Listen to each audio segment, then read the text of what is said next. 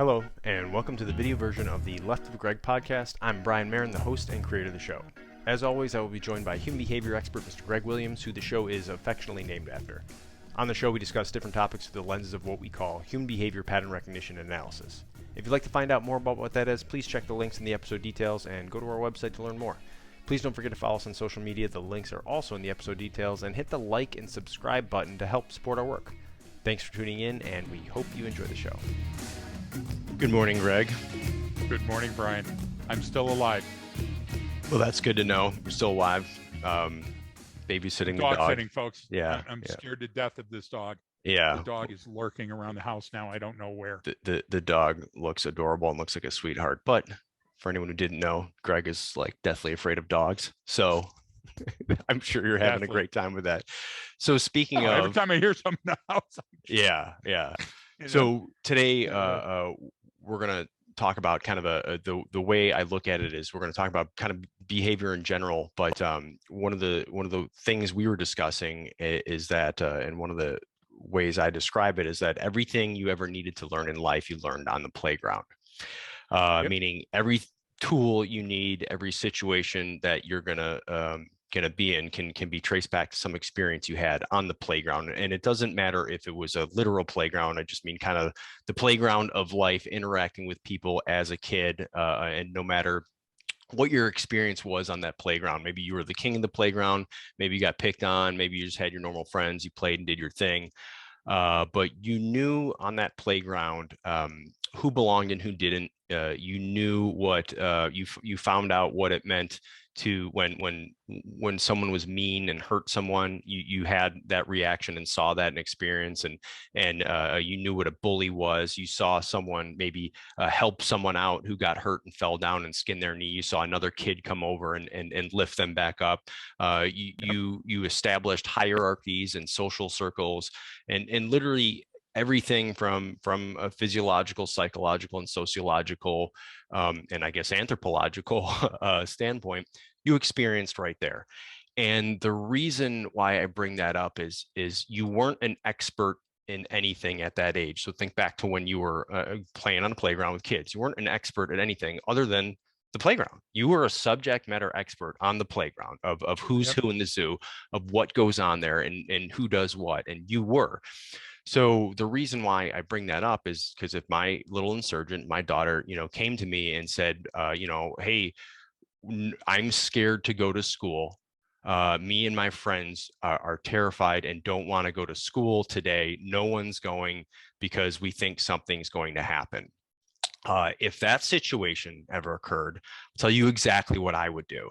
One, she's not going to school, and I'm immediately calling the school or 911 as I'm driving there, trying to find out what's going on and telling all the other parents to get their kids and go home. The reason why I brought that up is because that's exactly what happened with the most recent school shooting. Is someone said that to their parents.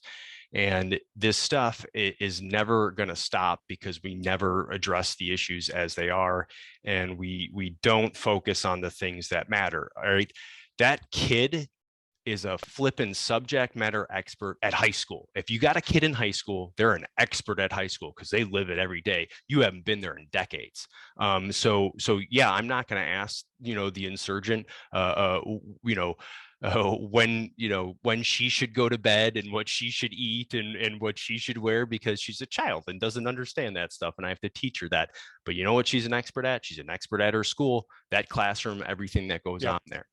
And I think we can talk about this in a number of different ways, but everything you learn in life, you learn at that age on the playground, interacting with other people. So whether you want to figure out what's going on in the boardroom, you got to think back to the playground. If you want to think about what's going on that battlefield, well, you can think about what you learned on that playground, and I mean that in a metaphorical sense, but also a very literal sense, because it's coming up and it doesn't stop happening. And so that's kind of where I wanted to start with the discussion, Greg, if that makes any sense whatsoever.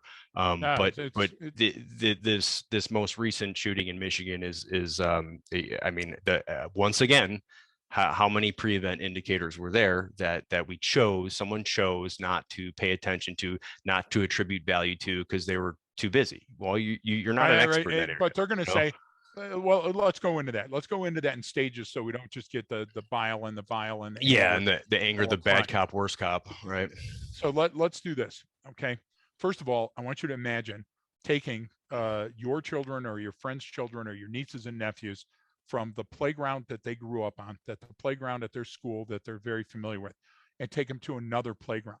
Watch how the kids react. They're excited by the playground because they understand that the playground almost always represents fun. Sure, there was a couple of skin needs and getting snot lockered by the bully and having Uncle Paul try to pick you up when it wasn't your kid. Okay, those things happen. You have to know that those things happen. But the kid's still in their mind as a kid, and they're looking at that and going, there's some fun there. I could go there and play and play and play. Now, if there's other kids on the playground, your kids will come together and they'll like look around and they'll like sniff each other and they'll do the things. And what they're doing in their brains, because this is an assimilation process all humans do, no matter what culture, no matter where you are, no matter what color you are, they'll go, yeah, this girl's kind of like Sally back at my place. You know what I'm saying? Okay, so I can probably be her friend. And those guys over there, they seem like the rough boys. So I'm going to stay on the swing set for a while and see what happens with them. Now I'm going to look around. Okay, my parents are here, but they're not paying attention. But there's a couple of other parents. So if I have trouble, and look at that damn dog that's chasing the Frisbee, that dog is scaring me. All of those things are going in while you're processing the environment. And Brian, we glam on to the differences, okay, instead of embracing the similarities. Kids don't. Kids look for the similarities. Do you understand? They're looking and going, oh my gosh, this is exactly. Now you're going to have the shy kid, but the shy kid sooner or later is going to go over and sit on the bouncing turtle and then, start getting into it. So what? So you have to think that way when you are in the boardroom and you go, okay, I feel like I'm being manipulated. What would I have done if I was on the playground? Would I have gone and told mom? And if I would have gone and told mom on the playground, do you get what I'm trying to say? Then the behavior is probably something you should be telling HR. It's that as a simple balance. But this is what happens, Brian. I want to throw this at you and now get angry. So let's say that there was a small town where a person recently was shot and killed after they were woken in a stolen car, parked in a condominium parking lot, pulled away. Let's say that was the case that was recently covered. And let's say because it's a small town and the paper only comes out once a week, that the news each week now is starkly different because new things have come to light. And it's not immediate. You're not getting a slow news. Daily drip of new stuff. It's all boom once a week coming in. Yeah. So the chunk that was in the paper this Thursday is that, hey, I want you to know this about the guy. He had a warrant out for this, and it was attempted murder, and it was these other things, and not to disparage or say anything about either parties. The police are being investigated, and so is the guy. I don't want to get into that. But what I'm saying is it's always suspect when you read something like attempted murder in the newspaper, and then you go to the police report, and what it was is a domestic violence incident that had an unlawful restraint and a choking and a threatening of a weapon and stuff that occurred in August. So the first question I would ask is, if it occurred in August and it's now, November when the incident happened, what happened? Did you not go look for the person? And my question, Brian, is if it wasn't that important then to go out and hunt this guy and find out, why was it so important to shoot him when he just woke up? So you're saying, what the hell does it? I'm talking to our listeners. Yeah. They're saying, hey, what the hell does that have to do with the other thing? I saw in the last week, two things happen. I saw a sheriff, and I'm not poking anybody in the eye. This is a horrific incident. I don't want it to happen anywhere. But a sheriff talking about how few rounds were fired, how quickly the cops got there. That's after bang. I don't want to hear after bang. And at bang, I'll tell you what's meritorious. Reading the article that the kids were already barricading and you knew what to do and all that. That's wonderful. That's a function of training. Training changes behavior. But Brian, peel it back to what happened before. So now in that same time that I'm reading about the sheriff talk about the accolades of the event, I get a very close friend that sends me a recent school memo that came out within 24 hours of the incident that you're talking about. And it said, you have nothing to worry about because, Brian, we hired a company and they wrote our policies on school shootings. And they told us what to do. And we have a meeting every quarter with the chief of police that does it. Brian, we're right back to what we were talking about on another podcast about holding something up and saying, this makes you feel good. You got to see it on the box. If I get the warning or the guarantee on the box, then I'll feel better. all emptiness, Brian. The fact of the matter was prevent indication, prevent indication, prevent indication. People going saying, we think your son's in trouble. The school saying, we think your son's in trouble. The parents and now going to be charged by the prosecutor. Talk about closing the gate after the goat gets out or whatever that thing is. You see where I'm feeling? I'm feeling that when all of the information is out there, why don't we act on the actionable information first and then worry about the skin knees afterward? So that's the ultimate question that we have to go train people on. And you know, once you understand it, there's that epiphany going, oh shit, I see what you're saying. Like we should do this now. But there really isn't any urgency for a number of reasons. So you just said, you know, why don't we act on the information that we have available now before that event occurs? Well, they're going to come back and say, well, we didn't know for sure. We never thought it would. Okay, so if in this specific context of school shootings, if you never fucking thought that it could happen at your school, then you don't fucking deserve to be working at a school, because this has happened every goddamn month for as long as I've been remembering. Okay. So it is a possibility, and it's not very likely, but it's a fucking possibility. So that argument that goes out the window. If you haven't thought about, is this, when that report comes across your desk, or you're a teacher, or you're a parent, or you're a student, or you're someone involved, and you see this behavior, someone do something, we had this concerning behavior, and you don't immediately think, hey, is this the next school shooter? If that thought doesn't cross your mind, well, I'm sorry, then maybe you should exclude yourself from the situation, and you don't deserve the responsibility of being involved. So there's that. That's out the window. I will not accept that anymore, right? So now to say, hey, we have these things occur, how do we know? Okay, I understand that gets a little bit more complicated. I'm not going to oversimplify that, because that can't.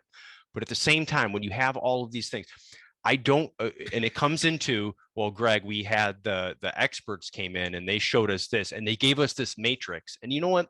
He hasn't hit quadrant 3 on this matrix. And you know what? The sum, this algorithm they gave us, you know what? It's actually still low on the number. The number's at like a point whatever, not a 0.87. Like, that's fucking junk. That shit doesn't work. It's all junk science too. Great. 100%. And maybe we should just do a podcast specifically on some of the people that write this shit, and because it's fucking horrible, and it's not working, and it doesn't work because it's all theory. It's great in a textbook, or it's great on a book, or to give a talk about it, but that motherfucker hasn't ever picked out a school shooter before they heard. Not one of them. Not one of these assholes that written these books or out there training have ever actually done it. So stop listening to them. The other part of this is when you do that, like, this is why I brought up at the beginning, you're an expert at what you do. A high school kid is a fucking expert at high school.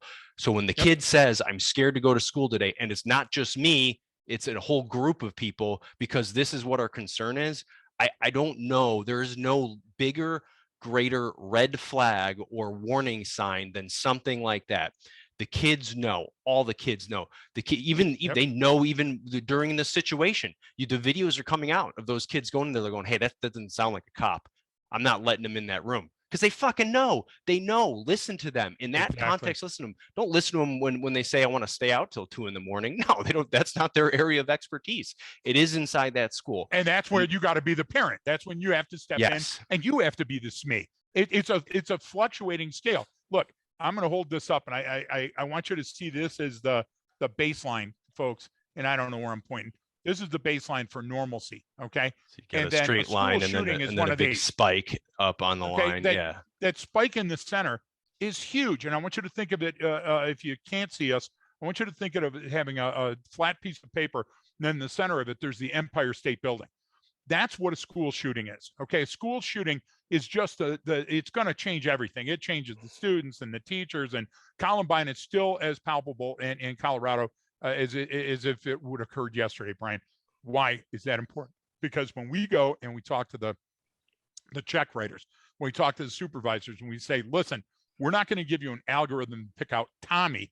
We're going to show you how to pick out incongruent behavior that is going to signal an atmospheric shift, that is going to signal danger is nigh, which means that you can button up before the danger, right? You don't wait till the kid's shooting. You can button up before it occurs and all stop, time out.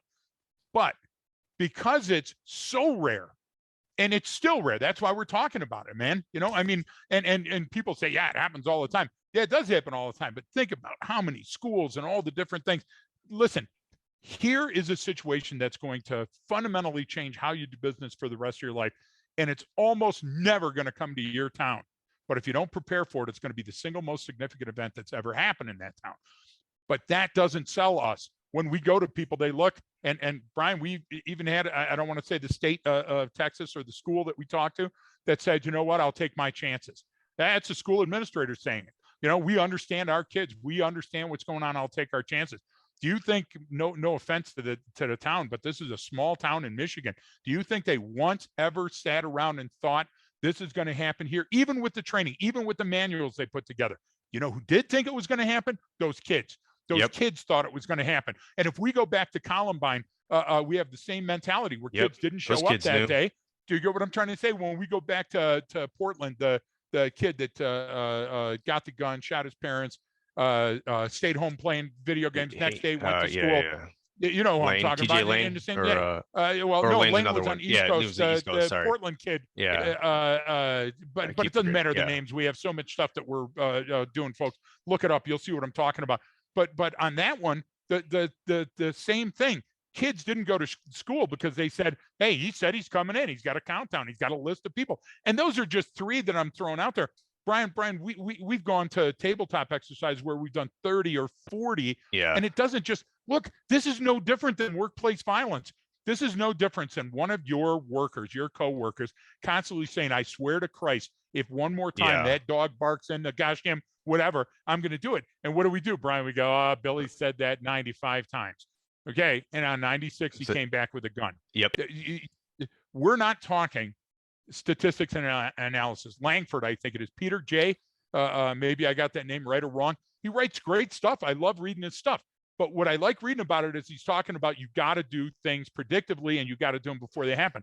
All the other stuff about the numbers and this and that and the other, that could fit anybody.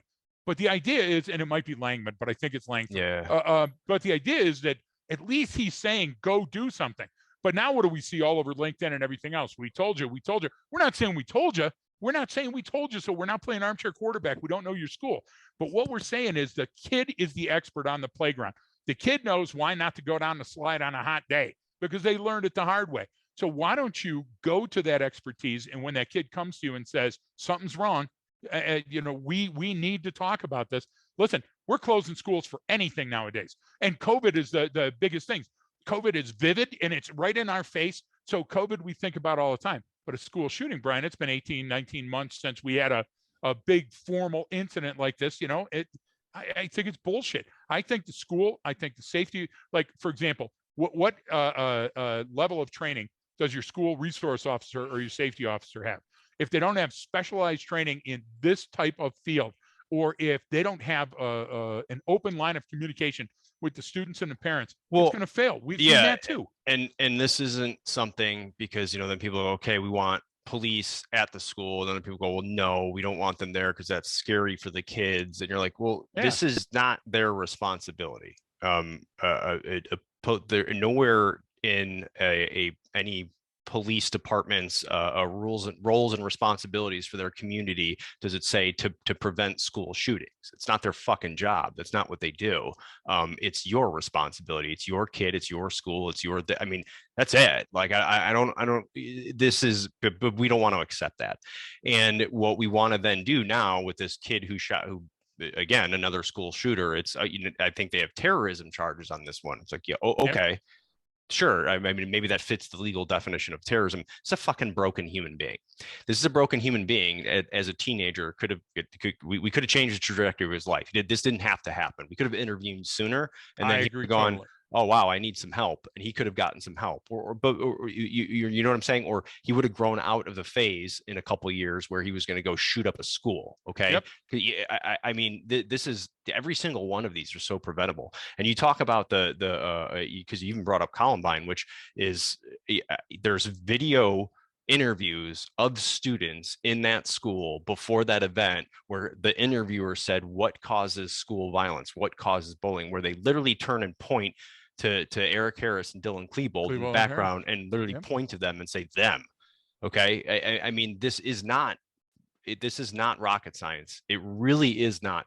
And everyone wants to conflate the issue and make it about something that really does not matter, or is you can't affect, or is not going to change the situation.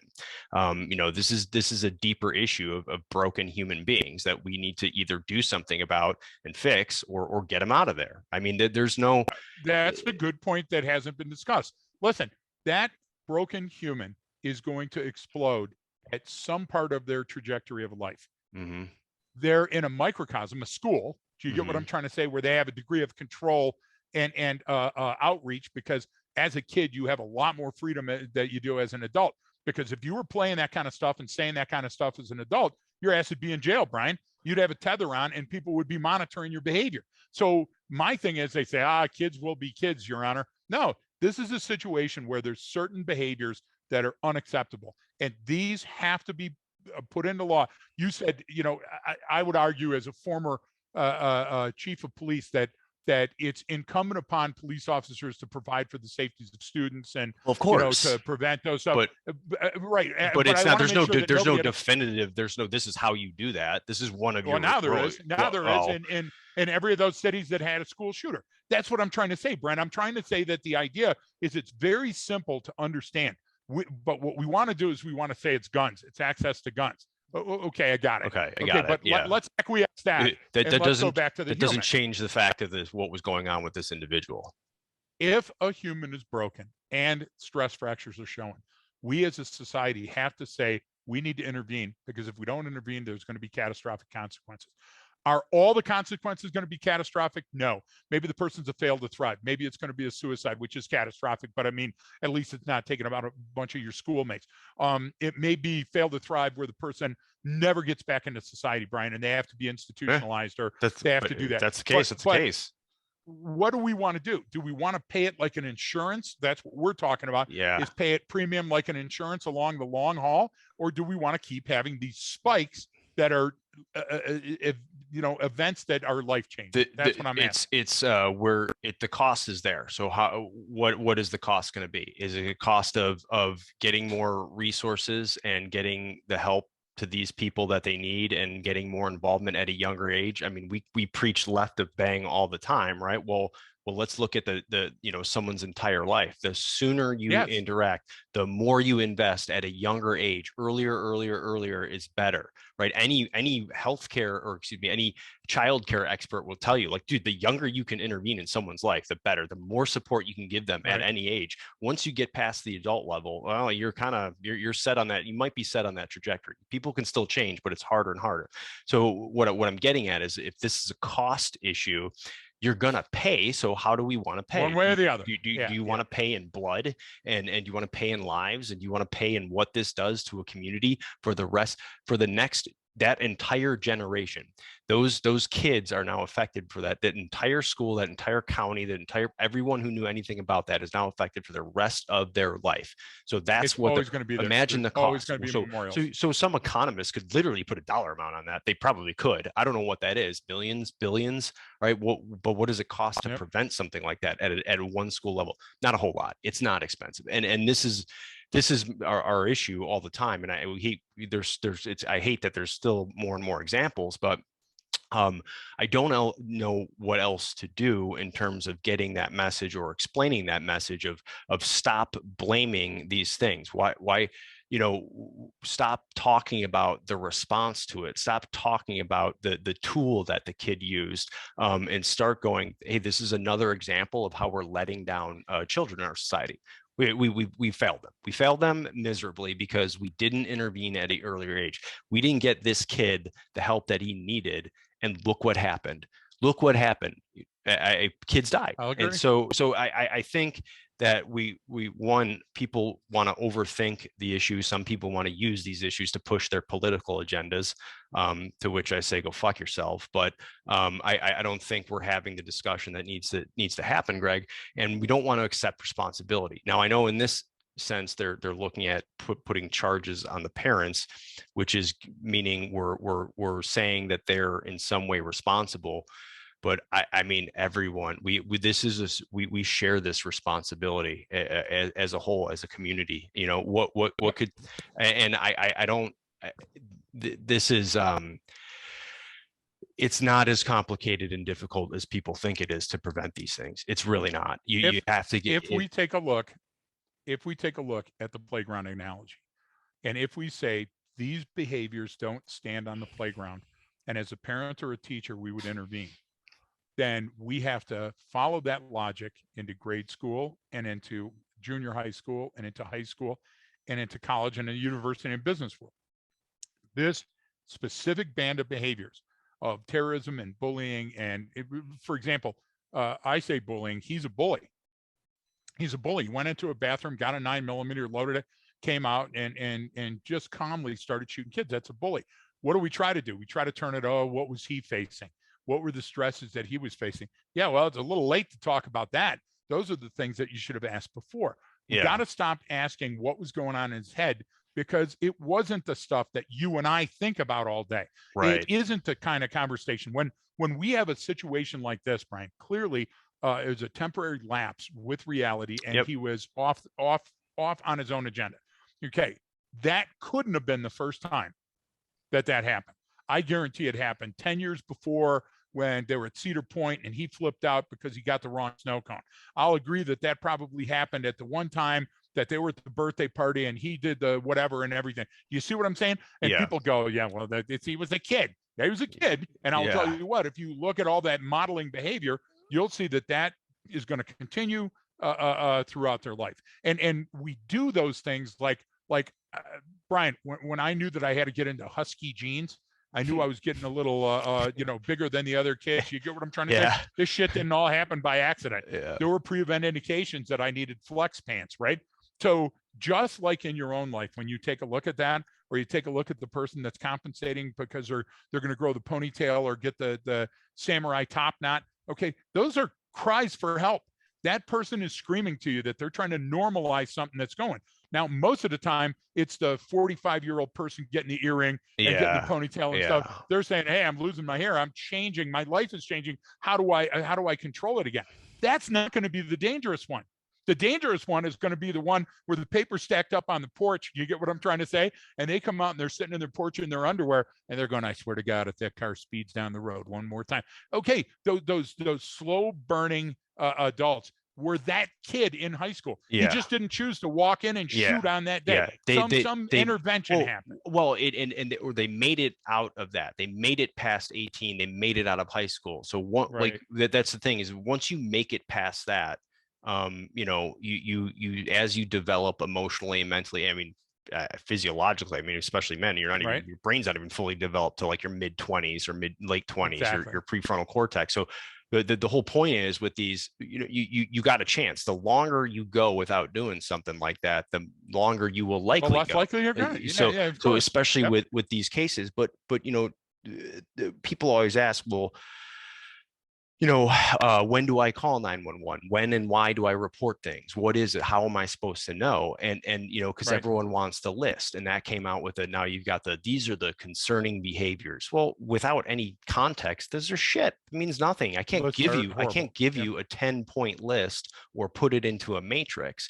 And then so everyone goes, well, then what am I supposed to do? That's too complicated. It's like, no, it's really not. It's a deviation from a baseline. Compare it to a known. You see something you don't That's exactly right. understand, compare it to something you do understand. What is normal in the clinical sense of how a kid should act and develop? What should other kids think of my kid, of my son, of my daughter, right? Well, yeah, you're going to have normal, there's going to be bullies and little cliques and, oh, I don't like that kid. But if you take an individual student away from his friends and go, well, what is it about that person? They're either going to go, hey, look, man, that dude scares the crap out of me, and this is why. Or they're going to go, well, I don't know, like, I don't know, he's not really that. Okay, so you guys just don't like him. Okay, that's different than being scared of someone. And I think when you compare those, compare an unknown to a known, you'll know it. You'll see it and go, okay, this is one where we do need to intervene. That is, this group of kids just doesn't like that guy, and there's some animosity there, or whatever happened. All right. I think we're overthinking of this, and we need to look at this someone who shoots up a school. Okay, the day before this happened, everyone would go, this is a kid. This is a kid. This is part of our community, whether my kid That's hangs out with him or exactly not. right. This And is a I would child. challenge, it was a week before and a month before. I would challenge you, Brian, that not just 24 hours before, but a week before, a month before, and 6 months before, this would be the kid that school would vote for. Would you agree? Vote You for, know, I'm that sorry. it's as being the school shooter. You're Oh, yeah, saying yeah, that yeah. if you asked the kids in the hallway the day before, they would definitely But, say this kid because he was ramping up. oh, But I'm telling absolutely. you that if you push that timeline back, everybody knew. There's not a kid that didn't know that this is likely the kid. Yeah. And so But why did something? Why didn't they do something? And maybe they did. In this instance, there was 2 or 3 examples that everybody did something. even that day, You know, come on. well, the other thing, the other perspective to take is everyone now is like, okay, he's a mass murderer, terrorist, horrible human being. It's like, one day before that, you would have said, oh, that's the so-and-so kid. He's part of our community. Oh, that kid, like, he's a child. Yep. He's a child. So how do you make that switch to all of a sudden, no, they're a demon, they're a monster? No, this is a broken, flipping human being. Yes, he is Yep. responsible for his actions. I'm not saying that. I'm saying that switch doesn't happen overnight. This isn't a monster. This is the kid that lives Yeah. down the street from you, that doesn't know how to fit in, that has different issues at home, that whatever is going on in their life, and they need more help. They need more help than anyone Yes. else, because if not, if they Help don't get them. the help they Help need, them, or they're going to reach out for help. it's, you reap the whirlwind. When you You're walk right. past it, you this is what happens. And you know, it's sometimes hard for me and for us, but this is what we do for a living, and we understand it so well. So it's extremely frustrating to talk about any of this stuff, because it's so glaringly Because it obvious, continues to occur. and it Exactly. continues to occur. And not only is it continue to occur, it's so glaringly obvious at all of these points. And then people are caught up in the moment, and you're going, what? Why are you caught up in the moment? Either the kid's going to be fine, or this is leading to a school shooting. That's it. Those are your Exactly. two options in every one of these situations, and every one of these pre-event indicators that pop up. It's going, is this behavior escalating? What else do people think about this kid? Or is it, it's a kid who's, 15 years old and talked back to a teacher and said something stupid? I mean, it's not hard to Yep. delineate between the two. Don't overcomplicate these things.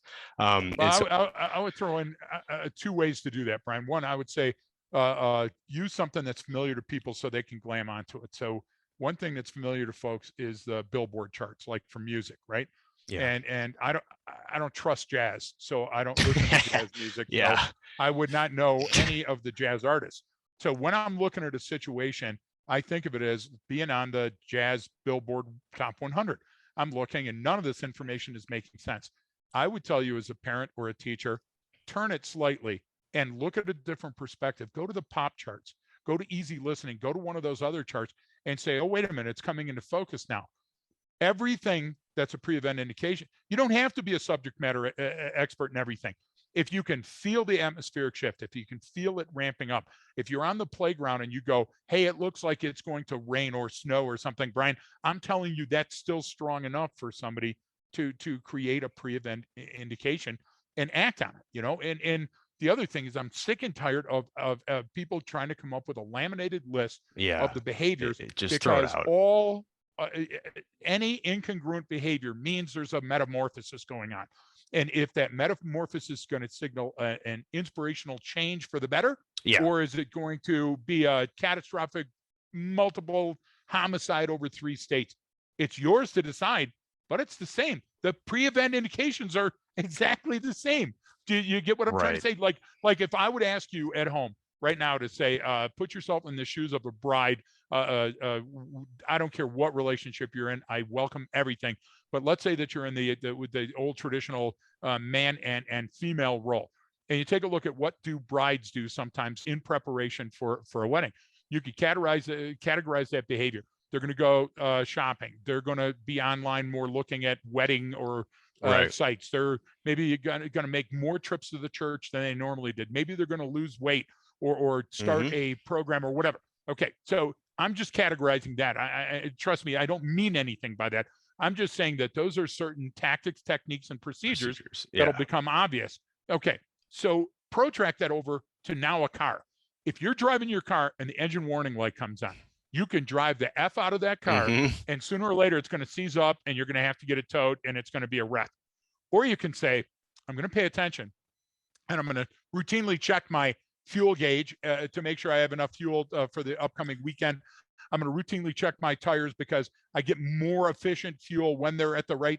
That's your kid. That's your spouse. That's your coworker. If you look at the coworker and they're running around with the engine warning light on, sooner or later you're going to have a catastrophic incident. That's plain and simple. Yeah. So it's warning you ahead of time. That's what a pre-event indication is. And so regular maintenance, and that's what Brian is talking about, folks. What Brian is saying is if we invest in our youth, they're not going to turn in this, or we have a much better chance of identifying before they do and pulling them off the trigger. So invest now, invest a little over time, or invest a ton when you get to that spike at the center of the yellow pad. I'm totally with you on that, brother. I really am.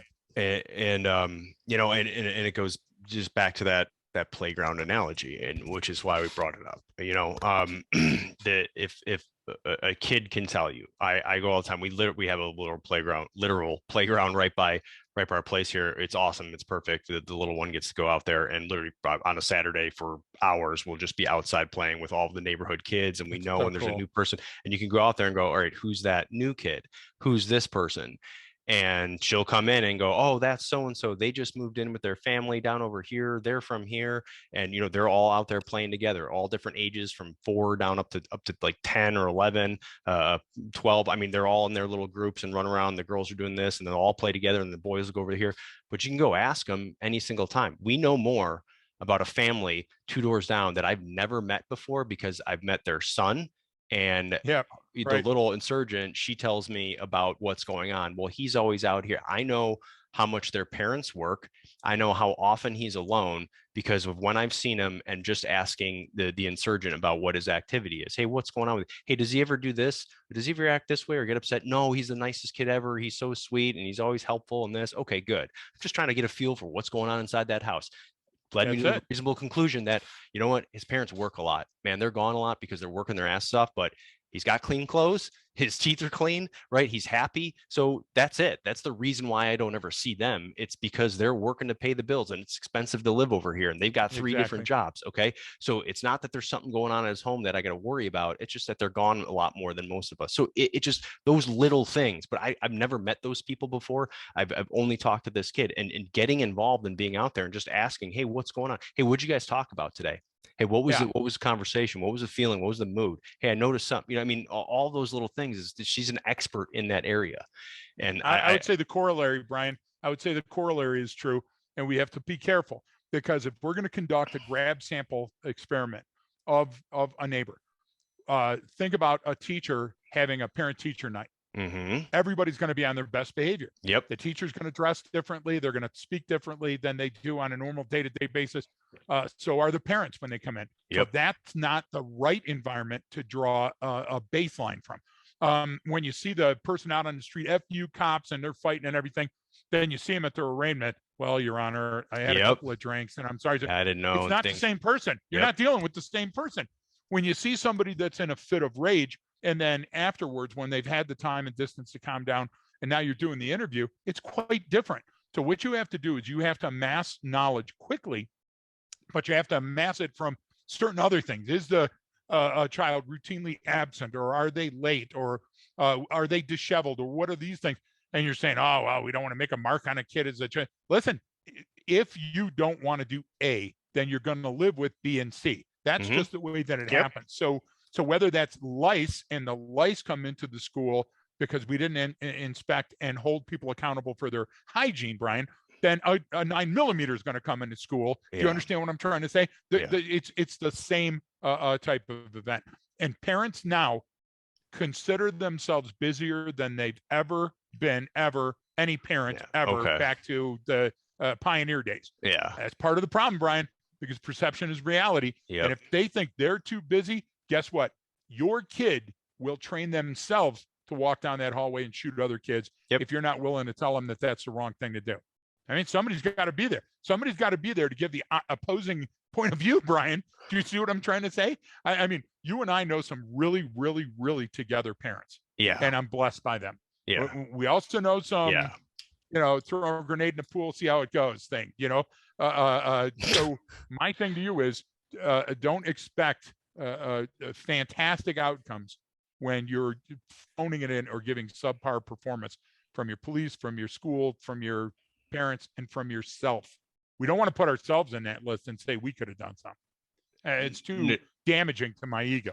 No, and that's always that's with any of these cases. It's always, that this kid was a monster, and it was, it's like, okay, man, like, come on, like, it's because he had a gun, or it's because of this. It's like, yeah, just point fingers, man. Just keep pointing fingers everywhere else. Don't accept any responsibility. Confused. He was confused. He had needs. He was broken. Nobody fixed him. And you drive in that car with the red light on, sooner or later it's going to crash. That's the fact. And so the sooner we identify and get help to those in our populace that would do harm to other people like that, the better off we'll be as a nation. It's another example of, what I was talking about is, I say human behaviors, it can be a lot more complicated than people realize. And sometimes it's a hell of a lot more simple than you're willing to accept. And you know what? Every one of these cases is one of those. This is simple. This is not a difficult. Okay, it's a complicated problem, but it's not hard to solve. It really isn't. Are you gonna prevent every single thing? No, of course not. Are you gonna prevent an overwhelming majority of them? Yes, you can. You 100% can. And that's the frustration coming out of me, is because, especially with the little one, it's like, Jesus, like, this is not. I just want to throw this at you. I feel it, Brian. I feel it's palpably. I can feel the heat coming through the gosh damn computer, and you're going to live with that. I'm thankfully my kids are out of school. I don't have to live with that fear every single day. But I'll tell you this: shout out to the kids that followed the procedures and the protocols. Shout out to the school for having them. Shout out to the LE and first responders that showed up on the scene. Shout out to all of the fantastic parents and intervention and everybody that tried to help. But let's wind that back, and not and let's wind that back and say, listen, let's do a hot wash. Let's take a look at what worked, and let's share that with everybody. But let's also go back and say, this is where we stepped on our dicks, and this is the stuff we can fix. You get what I'm trying to say? And the biggest one of that is pre-event indications always mean something else is coming, and you have a great deal of control on how fast and hard that hits you when it does come. Yeah, no, those are all good points. And I know, I'm in my after action style is all, here's everything we did wrong. Everything's wrong. We all did this wrong. I fail to point out sometimes the good things. We're all going to die. No. Well, I get to those at the end, but only, and it's just, again, like we always say, hey, yeah, we've gotten a lot better at reacting. Maybe 5 or 10 years ago, more kids would have died in that attack. But I just think that's an unacceptable standard, and that's why, and that it is a completely unacceptable standard. It is where do we want to focus this stuff on? Are we going to put some bulletproof glass in there? We're going to put metal detectors in there. We're going to, okay. Well, or are we going to tear down the entire school? Yeah. Because we say now it's been tainted and we got to build somewhere else. That's all in the wrong direction. None of that's healthy. None of that works. What you have to do is you have to be aggressively proactive to the point that everybody knows that you care. And I'll take you back to just a month ago, 2 months ago. Geez, time flies. Halloween in Detroit. Halloween, when I was growing up in Detroit, all the parents stood under the streetlights at every intersection. And all the kids were going house to house to house. Yeah. And the parents were having a beer or a wine or whatever they had. Yep. And they were sitting there with the flashlight in their back pocket, waving for cars to slow down. Brian, community. Look it up. Look up the word. You get what I'm trying to say? It's been around for a little while. Society. It's one of them concepts. It's very old and very Greek. It's one of those things that I think have worked out well for the human race so far. Good idea. Right? Stick around, Brian. Yeah, exactly. So I don't know. Like I kind of got a little you got a little off track, and I'm just tired of getting yelled at. I want to go to the playground now. So I don't want to end it on Brian, that. what you're telling me is get some binos and get a camera and go and park by a playground and watch kids. Is that what you're trying to tell me to Even do? if you don't have them, even if they're not yours. Yeah, it doesn't matter. Go to a different city. Well, don't go to the one near your house because then you might have to move. Exactly. So, no, and it's that involvement. I mean, this is getting those kids and doing that. You know, hey, is this the one? Is this the kid? And if so, what can I prove that? Can I prove that this behavior is escalating? That's it. You read what I read. So let's all show up at school to talk about this, or let's all show up at school for the funeral to talk about this. Yep. Timeline's in your hands. You figure out which you want to be part of. You know, it reminds me of when we got tapped, you know, even in the midst of all the kind of combat related stuff we were doing in, you know, downrange and with folks who are about to deploy, and it's about finding bad guys and seeing the ambush and targeting people and this. And then we went and did the Army asked us to do that, the kind of pilot courses for the suicide prevention stuff. And we didn't make it 2 hours. We didn't make it we made it to the first break about an hour and 15 minutes. And we had people coming up going, hey, you're talking about so-and-so, or hey, you're talking about me, or hey. So in 90 minutes, you get people to go, shit, these are the people we need to help and get intervened on. I don't know. And people are going, it's not that hard. It's not because we're the smartest people on the face of the earth, Greg, and we have this power. No, and it's not about us. Not about it. This isn't about us. We found a process that works. If you don't choose our process, choose somebody else's process, but stop investing in a whole bunch of reading material about statistics and analysis, because they're not going to pick out Tommy.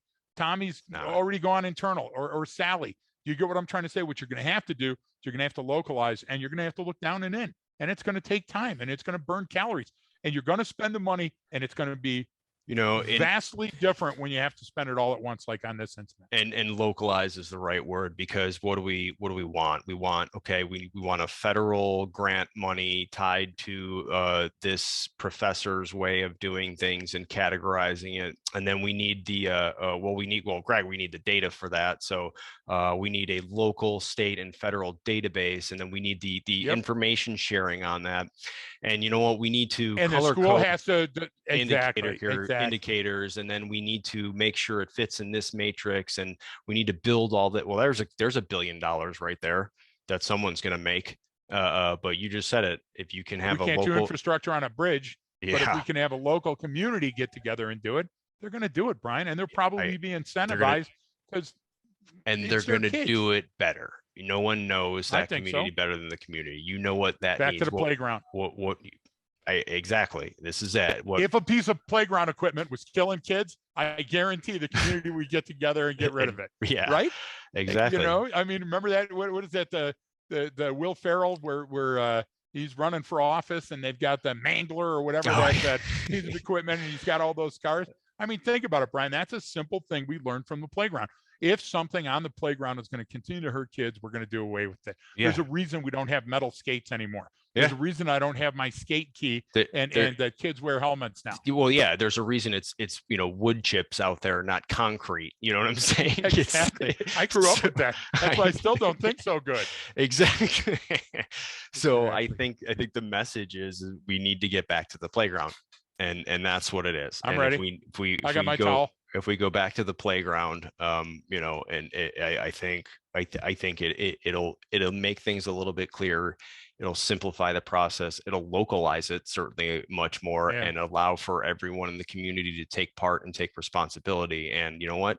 If you fix one community, well, then you can fix that entire city. You and can then fix one. The city, you can fix another. The state, it's regional state. You can fix the country. And I think that's all it is. So it's not meant to oversimplify.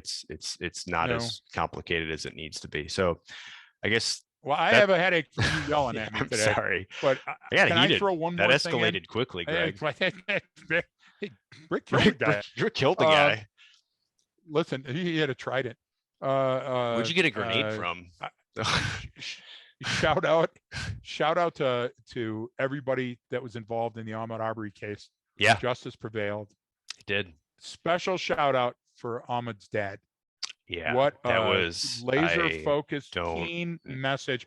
If we can get him on the call, if anybody knows Ahmaud Arbery's dad, please pass on how much we knew. We predicted what was going to happen. Justice is served. We'd love to have him on the show. clearly a better human being than I am. I would Yeah. not be able to speak like that if I were in his shoes. I certainly would not have had the emotional maturity to say and act the way he did. I'll tell you that much. So, I mean, Yeah. what an And I'll throw amazing another person.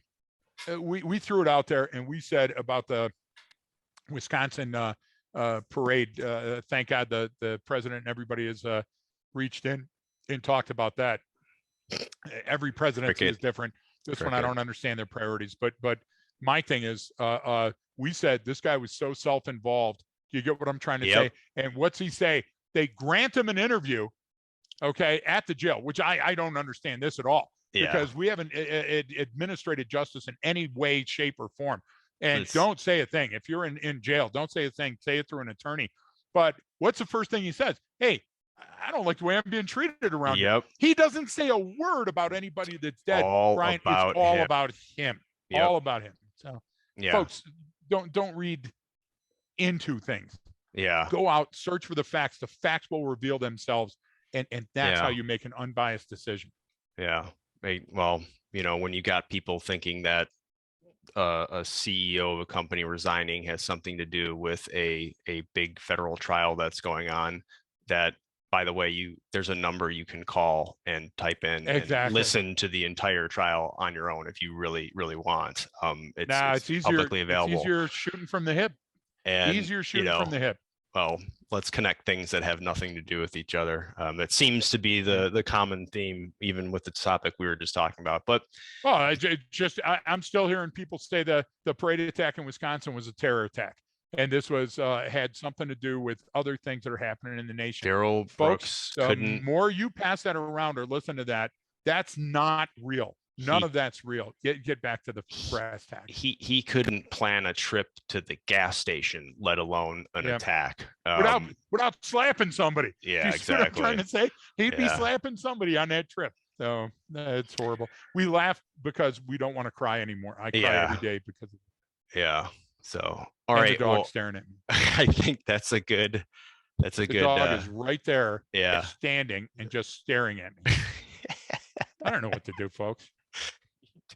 Greg knows humans real well. What do you Dogs want? don't get I know other clueless. animals. I know elk, mule deer. Yeah. I'm an expert on some kinds of monkeys. Yeah, that's true. That's another But story that thing, for a different time. yeah, Um, over a bourbon. yeah. All right. Well, we appreciate everyone tuning in. Don't forget, you can please follow us on social media, reach out to us, leftwithgreg@gmail.com. Don't forget, we have the Patreon site as well, to with lots of episode extras. We answer questions and stuff all on that side. So check that out when you get a chance. It's only a couple bucks and it helps support the show. So we appreciate everyone for tuning in, and don't forget that training changes behavior.